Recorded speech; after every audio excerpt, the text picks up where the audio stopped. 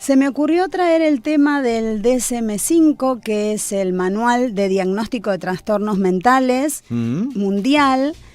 Ahora es el número 5 porque justamente se actualizó el 18 de mayo pasado. Salió la última versión, desde el año 94 que no se actualizaba. Y el primero en salir fue en el año 1952. Este manual es mundial y es para que todos los profesionales de la salud mental, cuando hablamos de un síndrome, estemos hablando en el mismo idioma. ¿Cómo podemos llegar a un diagnóstico según el DSM-5 ahora? Cuando vemos en un paciente que tenemos que cumple ciertos indicadores que existen en este manual, cuando hay el nombre de una enfermedad, por ejemplo, el trastorno de estado de ánimo disruptivo. Así se llaman las enfermedades del DSM-5, ¿no? Tienen estos títulos largos.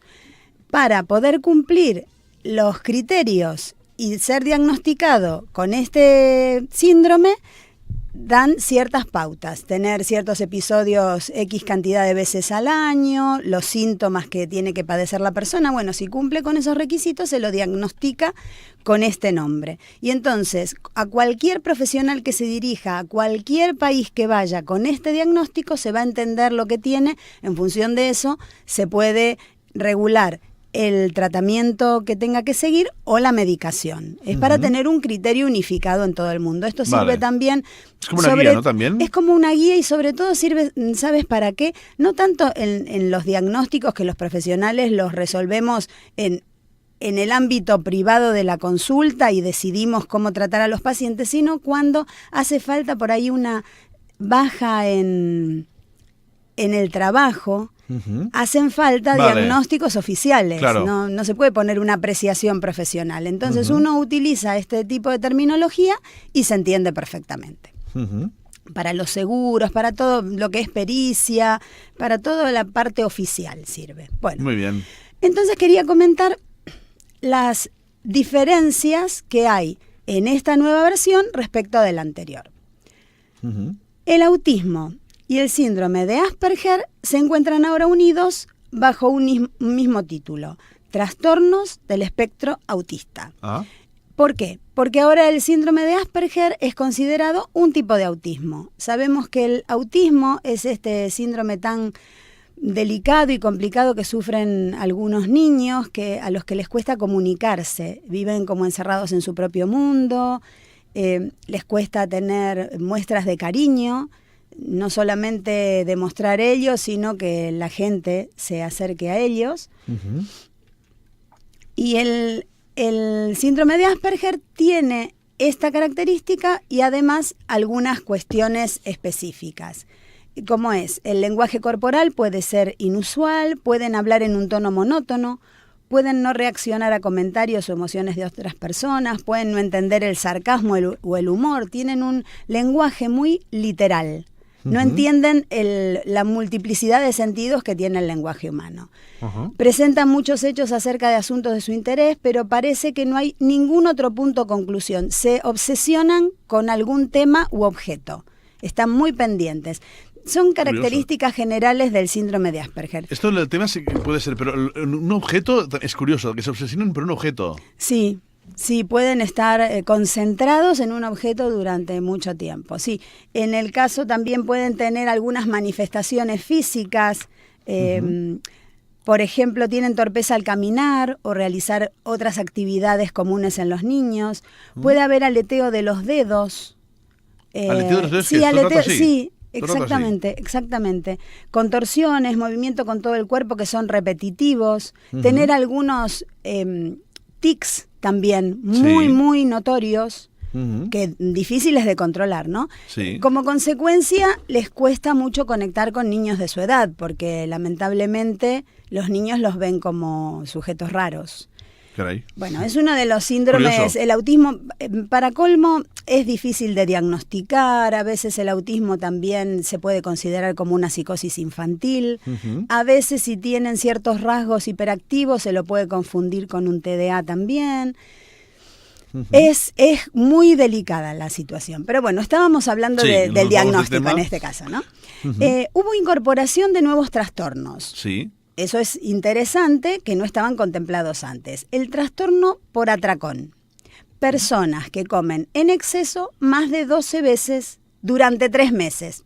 ¿Entiendes cómo es el criterio para poder diagnosticarlo? Sí, sí. ¿No? A una persona, para diagnosticarle este trastorno, durante 3 meses tiene que haber tenido atracones, Sí. comer en exceso, más de 12 veces. ¿Al día?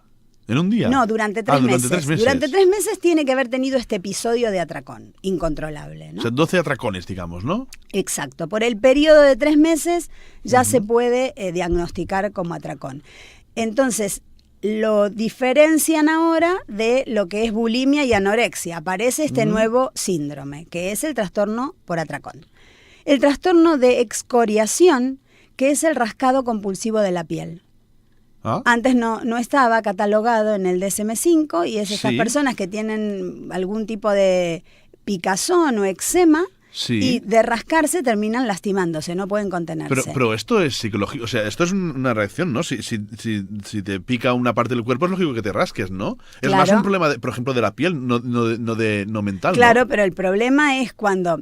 ¿Te acuerdas en uno de los programas hace tiempo ya? Sí. Te comentaba que muchos de los síntomas psicológicos se inician Sí, eso sí, en algún claro. síntoma físico. Entonces, como tú bien dices, alguien que pudo haber tenido alguna alergia, Sí. ¿sí? Y tuvo un problema real de piel en donde necesitó rascarse y apelamos a todas las medicaciones antihistamínicos, todo lo que fuera necesario para resolver este tema. Sí. El tema físico se resuelve, pero a la persona le queda la compulsión por rascarse la piel. Esto de sí seguir- es de seguir- exactamente, vale, no vale. puede controlarlo, al punto tal de lastimarse. Vale, de no acuerdo. puede controlarlo. Ujú.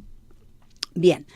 El trastorno de acaparamiento, hasta ahora considerado como un síntoma del trastorno obsesivo-compulsivo, el trastorno de acaparamiento también llamado el síndrome Diógenes, que Uy, son vale. estas personas que coleccionan objetos ilimitadamente, más allá del valor material que El tengan. más famoso, digamos, es la gente que acumula basura en casa.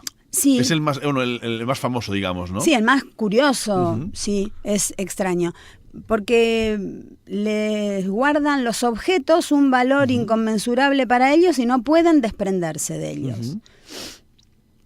Entonces, está definido como la dificultad persistente de desprenderse de objetos independientemente de su valor. Y el trastorno disfórico premenstrual ahora se incluye Ajá. en el DSM-5 Sí. y el trastorno neurocognitivo leve. Esto quiere decir cuando hay un problema en la cognición, ¿no? En el conocimiento. Ujú. Otra diferencia, el duelo no excluye el diagnóstico de depresión.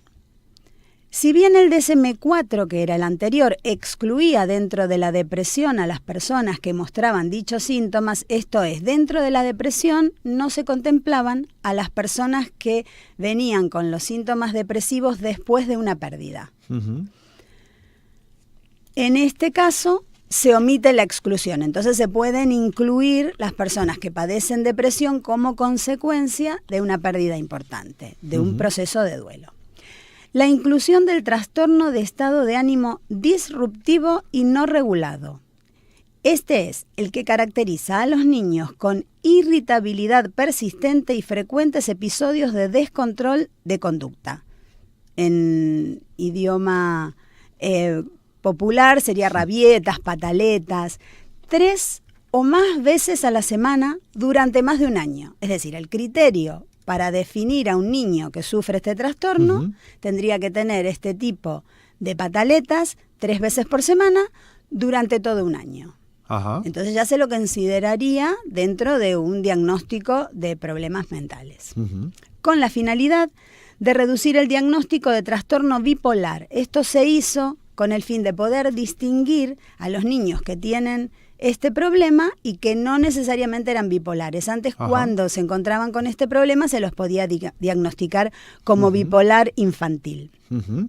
Claro, que también a la hora de poder identificar una enfermedad, también supongo que depende de cuál, y también depende de la persona, también puede ser un poco dificultoso, ¿no? A la hora de identificar. Pero claro, eso es muy importante, supongo, identificar la enfermedad, porque si no se sabe qué enfermedad es, pues podemos ir divagando hasta y no hacer nada a lo mejor. El tema del diagnóstico diferencial es fundamental, fundamental. Esto tiene que ver con la pericia del profesional, los años de experiencia, las ganas que tenga de investigar cuando se encuentra ante un caso que le insume una duda, ¿no? Porque también esto es cierto, supongo que si se identifica mal también se puede hacer una mala praxis de esa enfermedad, y por eso supongo que este libro, el DSM-5, cumple precisamente, ¿no?, con estos términos, ¿no? Más o menos ayuda más, ¿no?, a identificar las enfermedades, ¿no? Mira, hoy traje el tema de los cambios que introduce, ¿no? Obviamente se hizo con las mejores intenciones, pero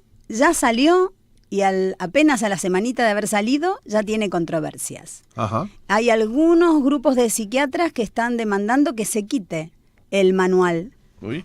Sí, porque el tema de los catálogos, cuando te sirven como herramienta, pero también... Pero tampoco no son la Biblia, digamos, exactamente, ¿no? Y hay gente que a lo mejor la toma al pie de la letra y puede ser que en según qué casos pues no funcione, ¿no? Sí, o te ocurre en un caso que no encuadra en ninguno de los criterios diagnósticos, que puede tener un poco de cada uno, y a la hora de diagnosticar, si te fuerzan, tienes que elegir. Y entonces no te deja margen. Claro. Y la cuestión también está en el tapete, lo de poner etiquetas a las personas, ¿no? Está en controversia. Pero bueno, esta herramienta desde algún punto de vista la necesitamos. Claro, la otra cuestión no resuelve de todo la cuestión del tratamiento, que tiene que ver más con la intervención profesional. Veo que nos estamos quedando justos de tiempo. Ya así nos tenemos que marchar ya. Si te parece, lo dejamos aquí y lo continuamos la semana próxima. Perfecto, pues sí, porque hay bastante jugo, lo dejamos la semana que viene. Pues Marcela, muchísimas gracias, y antes que nada queremos recordar a toda la gente que si necesita de tus servicios pueden